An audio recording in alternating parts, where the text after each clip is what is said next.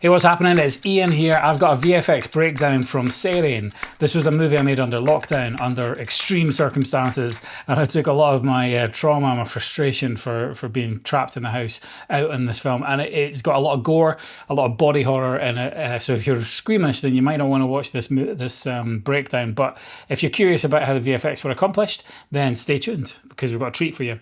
And stay tuned to the end if you want to figure out what happened to Sair Ane and maybe how you can watch it. More cryptic information on that coming soon. And forgive my hair, by the way, we're still shooting Goodman, so I'm still cutting it myself. It's really hard to cut at the back, it's really difficult. So anyway, let's get into it. This was the pinky slice scene, and it's got a really nice build up, this scene. It's all about the build up, and here I am chopping wood, setting getting the tension.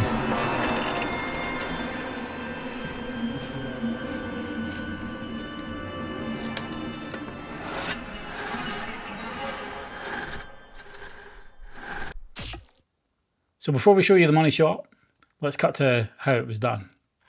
Now, whenever I do a VFX shot, I am always trying to think about how I want to tell the story as a filmmaker. So I'm thinking about it from a director or storyteller's point of view.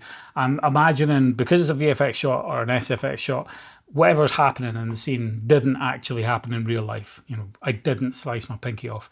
But if I was going to do it, how would I choose to film it is always my approach. And then try and let your instinct as a storyteller take control and take direction. Don't let your direction be taken by how it would be easy to accomplish this effect using edits or using certain angles or whatever.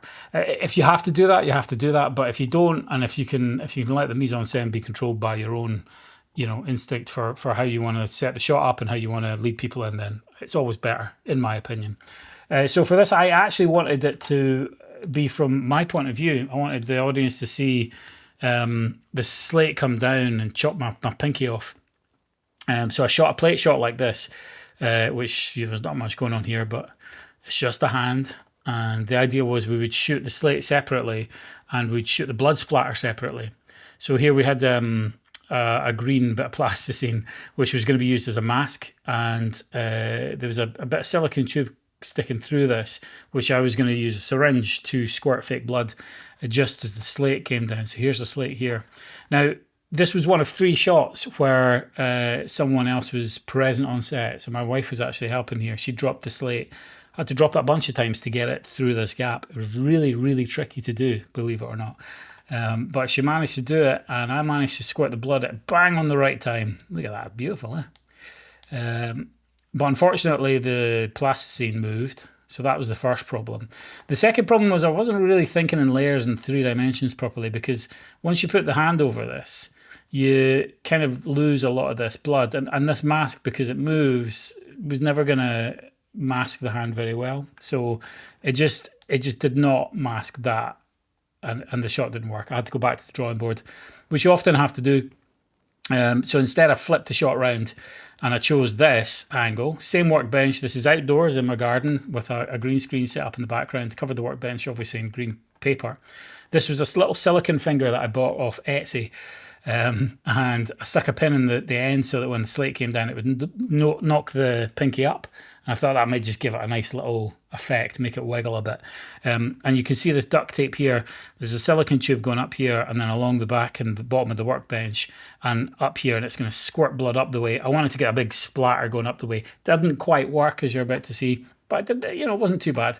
And the other thing I did to accomplish this shot is I sacked my wife and decided instead to attach the slate to a jib arm so that it would come down consistently in between the workbench every single time.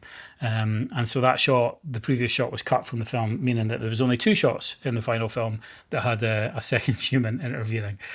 So you're about to see the slate come down, and you're about to see comes down in very, very slow motion, because I think it's shot in slow-mo, so the blood effect was in slow-mo.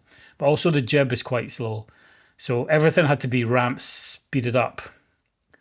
But there you go, a nice juicy splatter. It's pretty nice. And also, you'll notice it knocks the pin perfectly. Makes the little finger jolt. And there's the plate shot.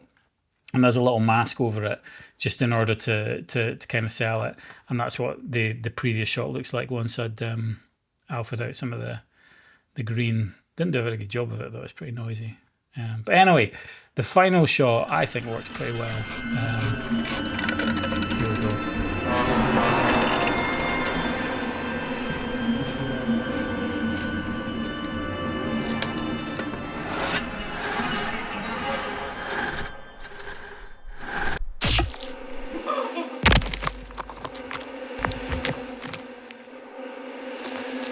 So there you go. That's how the pinky slice was accomplished. It's not so magic, is it? It's not so gruesome when you see it broken down like that. Just 2 shots composited together. But anyway, I promised to tell you a little bit more about what happened to Sair Ane, because people keep asking. Thanks, Mark. And it basically was bought by a distributor in the US who, as far as I know, has done absolutely nothing with it. So it's just sitting on a shelf somewhere, which is kind of disappointing. But they have an exclusive license for it, so I can't put it up on YouTube or anything like that. If you message me, though, or if you slide into my DMs, I might be able to hook you up. And I am aware how sleazy that sounds. But yeah, whether or not you want to watch Sair Ane, you do want to watch out for more of these VFX breakdowns, because we've got the pinky, or sorry, the index finger slice with the electric tool, and I've got my personal favourite, which is the meat cleaver chopping through the arm. It's a brilliant effect. I still rate myself just based on that. So you want to stay tuned to the Square Go channel to find out how we did it. Anyway, stay classy, stay cool, because it's really hot out there, and stay tuned. See you later.